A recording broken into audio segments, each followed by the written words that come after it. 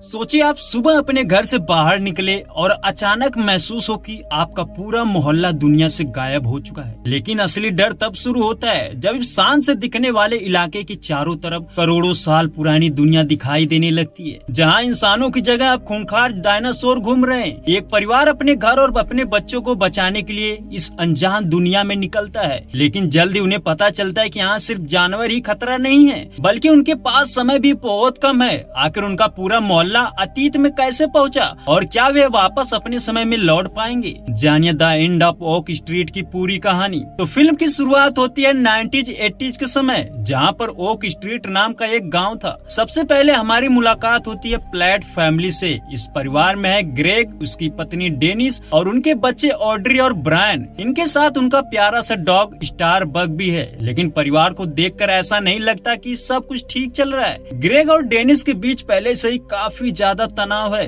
दोनों के रिश्ते में दूरी आ चुकी है और ऐसा महसूस होता है जैसे उनका परिवार धीरे धीरे टूटने की कगार पर है। डेनिस और ग्रेग एक ही घर में रहते हुए भी इमोशनली काफी दूर दिखाई देते हैं और बच्चों पर भी इस टेंशन का असर पड़ रहा है। इसके बाद कहानी हमें ओक स्ट्रीट के दूसरे लोगों से इंट्रोड्यूस कराती है। इनमें एक पड़ोसी मेल भी है जिसे प्लैट फैमिली के डॉग स्टार बाग से खास परेशानी है। स्टार बाग अक्सर घर से निकलकर मेल के यार्ड में चला जाता है और यही छोटी सी बात दोनों परिवार के बीच इरिटेशन पैदा करती है। इसी बीच डेनिस को अपने पड़ोस में एक अजीब सा पेड़ दिखाई देता है। उसे पता चलता है कि वह 2 दिन पहले नहीं था, लेकिन 2 दिनों में वह बहुत बड़ा पेड़ बन चुका था, जिस वजह से डेनिस हैरान थी कि आखिर ये पेड़ आया कैसे। अब डेनिस उस पेड़ के बारे में रिसर्च करने लगती है। डेनिस बुक राइटर थी, उसे बुक लिखना पसंद था। इसके बाद कहानी में जेनेट, क्रिश्चियन और उसके परिवार की एंट्री होती है। जेनेट बाकी बच्चों से थोड़ी अलग है और नई जगह पर आई है। ऑड्री और ब्रायन की जिंदगी में जेनेट की मौजूदगी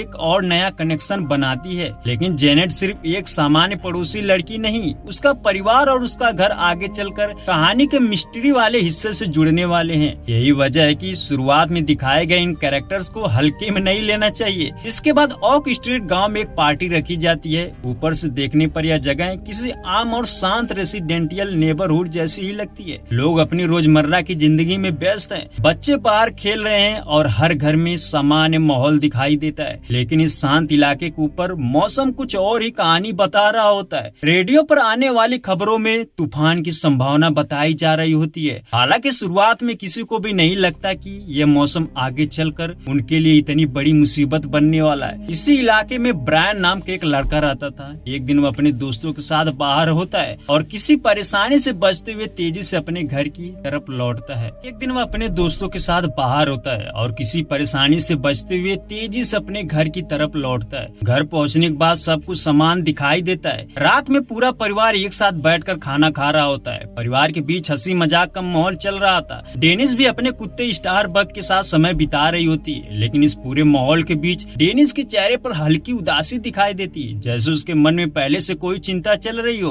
खाना खत्म होने के बाद परिवार सोने चला जाता है और यहीं से कहानी धीरे धीरे अपना असली रंग दिखाना शुरू करती है। रात के सन्नाटे में अचानक मौसम बिगड़ने लगता है। आसमान में बिजली चमकती है और तेज आवाज के साथ तूफान शुरू हो जाता है। बाहर बधा स्टार बग बेचैन होकर भौंकने लगता है। ऐसा लगता है जैसे उसे सिर्फ बिजली और बारिश से डर नहीं लग रहा, बल्कि वह किसी ऐसी चीज को महसूस कर रहा है जिसे बाकी लोग देख भी नहीं पा रहे। इसी दौरान ब्रायन की नींद खुल जाती है। वह उठकर बाहर के हालात देखने लगता है। दूसरी तरफ उसकी बहन ऑड्री भी जाग रही होती है और तूफान देखकर घबरा जाती है। ब्रायन को अपने कुत्ते की चिंता होती है, इसलिए वह बाहर जाकर स्टार बग को देखने का फैसला करता है। लेकिन वहां पहुंचकर उसे महसूस होता है कि स्टार बग किसी चीज से डरा हुआ है। ब्रायन को समझ नहीं आता कि आखिर ऐसा क्या है जिसे देखकर उसका कुत्ता इतना परेशान है। अगली सुबह परिवार नाश्ते के लिए एक साथ बैठता है। ब्रायन पिछली रात की अजीब घटना के बारे में बात करता है। वह परिवार से पूछता है क्या किसी और ने भी आसमान में वह अजीब रोशनी देखी थी। ग्रेग को समझ नहीं आता कि ब्रायन किस रोशनी की बात कर रहा है। ब्रायन उसे समझाता है कि रात में तूफान के दौरान एक अजीब से लाइट दिखाई दी थी और उसी समय स्टार बग भी बहुत डरा था। डेनिस इसे सामान्य मौसम की घटना मानकर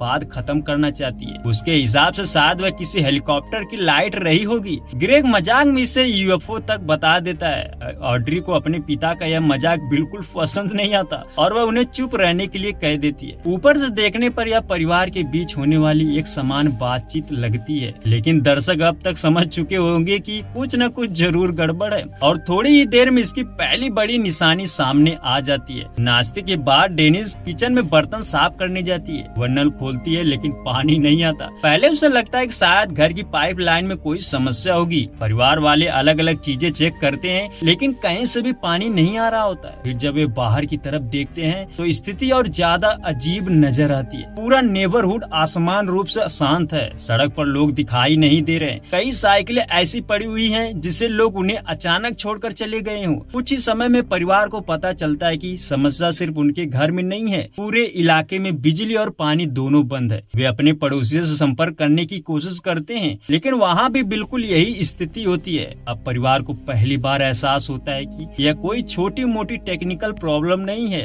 उन्हें समझ नहीं आता कि आखिर एक साथ पूरे इलाके की बिजली और पानी कैसे गायब हो सकती है। इसी दौरान बच्चे घर पर अकेले होते हैं। ऑड्री की नजर खिड़की के बाहर जाती है। वह कुछ ऐसा देखती है जिसे देखकर वह तुरंत ब्रायन को बुलाती है। ब्रायन भी खिड़की की तरफ देखता है। दोनों को वहाँ एक बहुत बड़ी चीज दिखाई देती है। पहले उन्हें समझ नहीं आता कि वह आखिर क्या है। कुछ ही देर में उन्हें महसूस होता है कि उन्होंने किसी सामान्य जानवर को नहीं देखा है। उसकी पूंछ इतनी बड़ी होती है कि दोनों बच्चे हैरान रह जाते हैं। ब्रायन ऑड्री से पूछता है कि आखिर ऐसा कौन सा जानवर हो सकता है जिसे उसने जिंदगी में कभी नहीं देखा। ऑड्री खुद भी जवाब नहीं दे पाती। वह बाहर जाकर उस जगह को देखने की कोशिश करती है और वहाँ उसे फिर उस रहस्यमयी जीव की झलक मिलती है। अब उसके मन में डर पैदा हो चुका था। जब ग्रेग और डेनिस घर वापस आते हैं तो बच्चे उन्हें पूरी घटना बताते हैं। ग्रेग बच्चों की बात को गंभीरता से लेता है। वह तुरंत बेसबॉल बैट उठा लेता है जबकि डेनिस अपनी सुरक्षा के लिए गन लेती है। दोनों बाहर निकलकर उस जीव को खोजने लगते हैं। कुछ दूरी पर ग्रेग को कचरे के पास एक बड़ी सी परछाई दिखाई देती है। उस परछाई की गर्दन असमान रूप से लंबी होती है। वह धीरे धीरे उस दिशा में बढ़ता है ताकि पता चल सके कि आखिर वहाँ क्या मौजूद है। लेकिन इससे पहले कि वह उस जीव को ठीक से देख पाए वह वहाँ से भाग जाता है। ग्रेग डेनिस को बताता है कि जानवर किस तरफ गया है। दोनों उसी दिशा में आगे बढ़ते हैं और कुछ ही समय बाद उन्हें वह जीव दोबारा दिखा। अब उन्हें साफ नजर आता है कि ये कोई सामान्य जानवर नहीं है। उसका आकार बहुत बड़ा है और उसकी बनावट भी ऐसी है जिसे देखकर दोनों के लिए समझना मुश्किल हो जाता है कि आखिर यह किस प्रजाति का जीव है। तभी स्थिति अचानक बेहद खतरनाक हो जाती है। वह जीव एक इंसान पर हमला कर देता है। डेनिस तुरंत उसे रोकने के लिए गोली चलाती है लेकिन उसका निशाना चूक जाता है। गोली की आवाज सुनते ही जानवर उनकी तरफ मुड़ जाता है। अब दोनों के पास सोचने का समय नहीं होता। वे पूरी ताकत से अपने घर की तरफ भागने लगते। रास्ते में एक महिला अपने घर से बाहर निकलती है। डेनिस और ग्रेग उसे तुरंत अंदर जाने के लिए कहते हैं क्योंकि उनके पीछे खतरनाक जीव आ रहा होता है। लेकिन इससे पहले कि वह महिला कुछ समझ पाती वह जीव उसकी तरफ झटपटाता है और उसकी जान ले लेता है। अब डेनिस और ग्रेग की हालत और ज्यादा खराब हो जाती। वे किसी तरह अपने घर तक पहुंचते हैं और दरवाजा पीटना शुरू कर देते। अंदर बच्चे दरवाजा खोलने की कोशिश कर रहे होते हैं। उधर वह जानवर बिल्कुल उनके पीछे पहुंच चुका होता है। कुछ सेकंड की देरी उनकी जान ले सकती थी। आखिरकार दरवाजा खुलता है और दोनों किसी तरह अंदर घुस जाते हैं। जल्दी में डेनिस की गन की मैगजीन भी नीचे गिर जाती है। पर परिवार दरवाजा बंद कर देता है। जानवर कुछ समय तक घर के बाहर मंडराता रहता है और अंदर घुसने की कोशिश करता है लेकिन आखिरकार वहाँ से चला जाता है। अब घर के अंदर पूरा परिवार बुरी तरह डरा हुआ है। किसी को समझ नहीं आ रहा कि आखिर उनके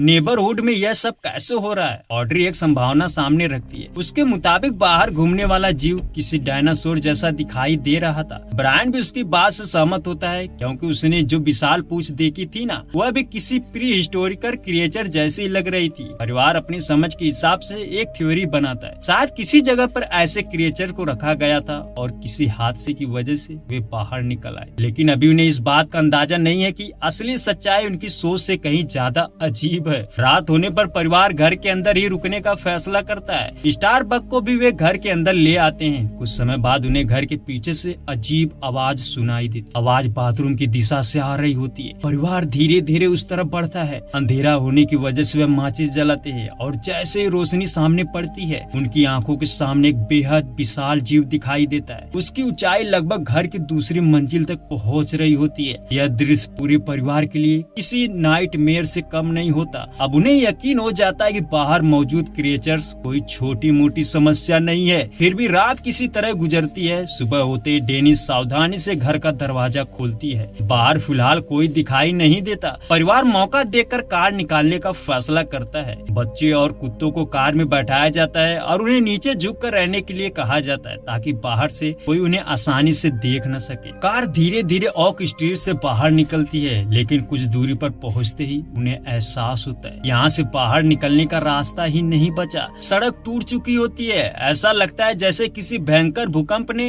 इलाके को 2 हिस्सों में बांट दिया हो। लेकिन सबसे अजीब बात यह होती है कि सड़क के उस पार सिर्फ मलबा नहीं है, वह घना जंगल है। और फिर उन्हें दिखाई देते हैं विशाल डायनासोर। कुछ डायनासोर जैसे जीव दूर घूम रहे होते हैं, जबकि आसमान में फ्लाइंग क्रिएचर्स भी नजर आते हैं। अब परिवार के पास अपनी आंखों पर विश्वास करने के अलावा कोई रास्ता नहीं बचता। वे समझने की कोशिश करते हैं कि आखिर उनके साथ हुआ क्या यह कोई सपना है? क्या भूकंप के कारण उनके सामने का इलाका बदल गया, या फिर वे सचमुच किसी ऐसी जगह पहुंच चुके हैं जहां डायनासोर अभी भी मौजूद हैं? वे खुद को चिमटी काट कर देखते हैं, लेकिन कोई सपना नहीं टूटता। सच्चाई उनके सामने खड़ी होती है। उनका पूरा नेबरहुड गायब हो चुका है और उसकी जगह प्री हिस्टोरिक जंगल मौजूद है। डरकर परिवार वापस घर लौटने का फैसला करता है। रास्ते में उन्हें वही खतरनाक डायनासोर फिर दिखाई देता है जिसने पहले लोगों पर हमला किया था। घर पहुंचने के बाद वे अब अपनी सुरक्षा को लेकर गंभीर हो जाते हैं। वे घर की गैर जरूरी लकड़ियों को निकालकर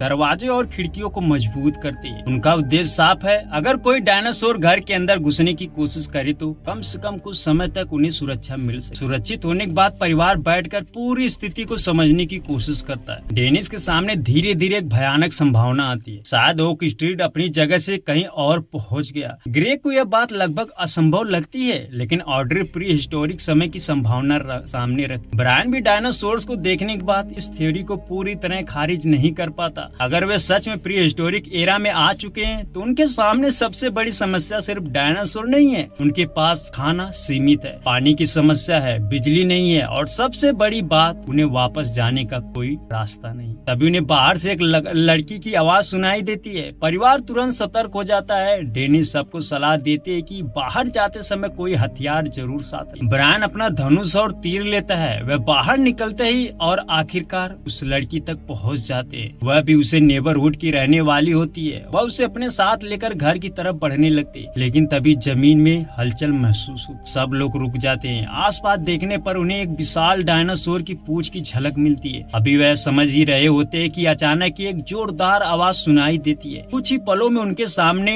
डायनासोर आ जाता है। सब लोग अलग अलग जगह छिप जाते हैं। कुछ समय के लिए डायनासोर उन्हें देख नहीं पाता, लेकिन फिर उसे बच्चों की मौजूदगी का अंदाजा हो जाता है। ब्रायन और एड्री खतरे में पड़ जाते हैं। डायनासोर उनकी तरफ बढ़ता है और तभी ग्रेग बच्चों को बचाने के लिए खुद को सामने कर देता है। वह डायनासोर का ध्यान अपनी तरफ खींचता है ताकि बच्चे भाग सके, लेकिन इससे ग्रेग खुद खतरे में आ जाता है। वह किसी तरह वहाँ से बचता है, लेकिन घायल हो जाता है। डेनिस भी तुरंत वहाँ पहुँचती है और डायनासोर पर गोली चलाती है। अब उसका ध्यान डेनिस की तरफ हो जाता है। डेनिस भागते हुए एक घर की छत पर पहुँचती है, लेकिन डायनासोर उसका पीछा नहीं छोड़ता। ग्रेग अपनी पत्नी को बचाने के लिए उसकी तरफ दौड़ता है और इसी दौरान डेनिस एक आखिरी मौका देखकर डायनासोर के चेहरे की तरफ गोली चला देती है। इस बार हमला सफल होता है। डायनासोर घायल होकर पीछे हट जाता है। परिवार एक दूसरे को गले लगा लेता है। साथ आई लड़की भी उनके साथ जुड़ जाती है, लेकिन उनकी मुसीबत अभी खत्म नहीं हुई है। रात हो चुकी थी और स्टारबर्ग अचानक गायब मिलता है। डेनिस और ग्रेग उसे खोजने के लिए बाहर निकलते हैं। उन्हें उम्मीद नहीं होती कि कुछ ही देर बाद उन्हें डायनासोर के एक और खतरनाक ग्रुप का सामना करना पड़ेगा। अंधेरे में उन्हें कई डायनासोर दिखाई देते हैं। दोनों तुरंत भागकर कार के अंदर छिप जाते हैं। कुछ ही सेकंड में रैप्टर्स कार के ऊपर चढ़ जाते हैं। कार हिलने लगती है। डेनिस और ग्रेग अपनी पूरी ताकत से अंदर टिके रहते हैं। ग्रेग अपनी पत्नी को बचाने की कोशिश करता है। क्रिएचर वहाँ से चले जाती है, लेकिन इस हमले में ग्रेग का पैर घायल हो जाता है। अगली सुबह परिवार के सामने एक नई समस्या होती है। घर में रखा खाना तेजी से खत्म हो रहा है, इसलिए उन्हें बाहर निकलकर खाने की तलाश करनी पड़ती है। ग्रेग के घायल होने की वजह से वह घर पर ही रहता है। बाकी लोग आसपास के घरों में जाकर खाने की चीजें ढूंढते हैं। उन्हें कुछ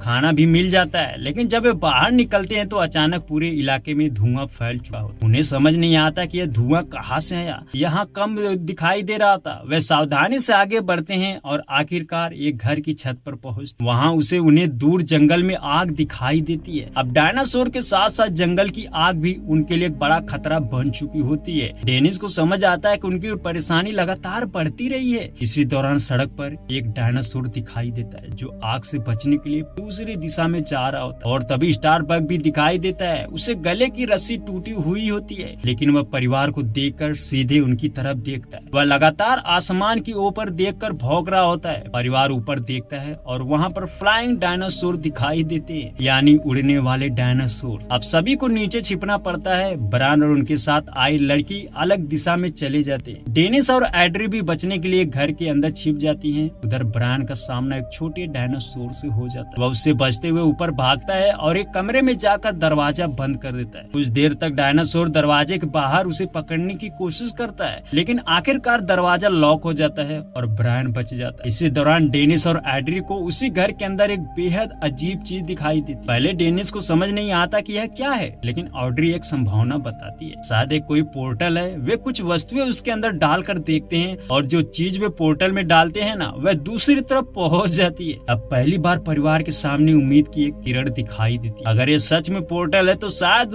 यही उन्हें उनके पुराने समय में वापस ले जा सकता है। लेकिन अभी एक समस्या बाकी है। ब्रायन और दूसरी लड़की उनके साथ नहीं है, इसलिए डेनिस और एड्री तुरंत उनके ढूंढने निकल पड़ते हैं। लड़की मिल जाती है, ब्रायन भी कुछ देर बाद मिल जाता है। सभी लोग धुएं के बीच वापस अपने घर की ओर बढ़ते हैं, लेकिन रास्ते में उन्हें एक और विशाल क्रिएचर दिखाई देता है, डायनासोर। घने धुएं की वजह से वह उन्हें ठीक से देख नहीं पाता और कुछ देर बाद वहाँ से चला जाता है। परिवार किसी तरह वापस घर पहुँचता है। अब एक ग्रे को पोर्टल के बारे में बताते। सबके बीच चर्चा होती है कि शायद उन्हें आखिरकार वापस जाने का रास्ता मिल गया। रात में धुआं भी कम हो जाता है। परिवार फैसला करता है कि उन्हें ज्यादा देर इंतजार नहीं करना चाहिए। अगर पोर्टल उनका एकमात्र रास्ता है तो उन्हें इसी वक्त कोशिश करनी होगी। वे कार में बैठने की तैयारी करते हैं। स्टारबग भी उनके साथ होता है, लेकिन जैसे वे निकलने वाले होते हैं ना, एक और विशाल खतरा उनके सामने आ जाता है। एक क्रिएचर उनकी कार पर हमला कर देता है। वह कार को धक्का मारता है और उसे घसीटते हुए घर की तरफ धकेल देता है। परिवार किसी तरह कार से बच निकलता है। अब उनके पास कार भी नहीं बचती, इसलिए उन्हें पैदल ही पोर्टल वाले घर तक जाना पड़ता है। रास्ते में जंगल की आग और ज्यादा फैल चुकी होती है। उन्हें लगता है कि शायद बिजली गिरने की वजह से आग लगी होगी। किसी तरह वे उस घर तक पहुंचते हैं। अंदर उन्हें एक बिल्ली भी मिलती है और फिर आखिरकार उन्हें वह पोर्टल दिखाई देता है। अब पीछे लौटने का कोई मतलब नहीं था। ब्रायन स्टारबग को साथ लेता है और बिल्ली को लेकर आगे बढ़ती है। उनके साथ आई लड़की अकेले पोर्टल में चली जाती है और अंत में डेनिस और ग्रेग भी एक साथ उस पोर्टल को पार करने का फैसला करते हैं। एक एक करके सभी लोग दूसरी तरफ पहुंच जाते हैं, लेकिन वहां पहुंचते ही उन्हें समझ आता है कि वे अपने पुराने समय में वापस नहीं आए हैं, बल्कि वे किसी और ही समय में पहुंच चुके हैं। चारों तरफ तबाही के निशान दिखाई देते हैं। उनके सामने मौजूद दुनिया पूरी तरह बदल चुकी होती है और फिर उन्हें पता चलता है कि वे साल था 2008, यानी वह 2008 में पहुंच चुके थे। यानी यही कहानी एक बहुत बड़े सवाल के साथ खत्म हो जाती है। अगर ओक स्ट्रीट समय में पीछे जाकर डायनासोर के युग में पहुंचा था, तो अब यह परिवार 2008 में कैसे पहुंच गया? क्या यह पोर्टल अलग अलग समयों को जोड़ता है? क्या ओक स्ट्रीट के गायब होने के पीछे कोई ऐसी घटना है जो सिर्फ डायनासोर से संबंधित नहीं है? और सबसे बड़ा सवाल, क्या इस परिवार के पास अब अपने असली समय में वापस लौटने का कोई रास्ता बचा है? यही सवाल इस कहानी को आगे के लिए एक बड़ा मिस्ट्री बना देता है। और अगर यह थ्योरी सही मानी जाए तो ओक स्ट्रीट का गायब होना सिर्फ एक प्राकृतिक आपदा नहीं, बल्कि समय और स्थान से जुड़ी किसी बहुत बड़ी घटना का हिस्सा हो सकता है। तो दोस्तों, आपको क्या लगता है? कमेंट करके बता सकते हैं।